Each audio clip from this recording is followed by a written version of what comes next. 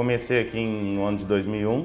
Em 2002 fiz a segunda safra, fiquei efetivo. Entrei como serviços gerais. Em 2004 fui para operador de secador. De operador de secador fui para operador de centrífuga. De operador de centrífuga fui para operador de tachos cozedores, onde eu fiquei até 2010. Em 2011 comecei no meu cargo de operador de produção líder. Em 2005 formei em técnica em química. Depois de um ano formei em caldeiraria. Em 2008 comecei a fazer o curso de gestão da produção industrial. Me formei em 2010. Em 2011 fiz uma especialização em engenharia de produção.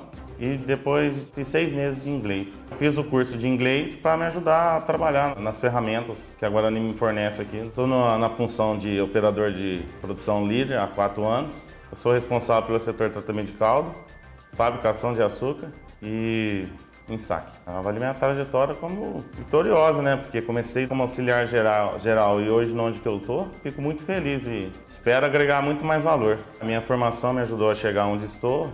Pretendo ir até mais longe, pretendo voltar a estudar de novo. Graças ao meu estudo, né? Cheguei onde cheguei, espero chegar até mais. Os meus planos futuramente é ser um futuro gestor do meu setor.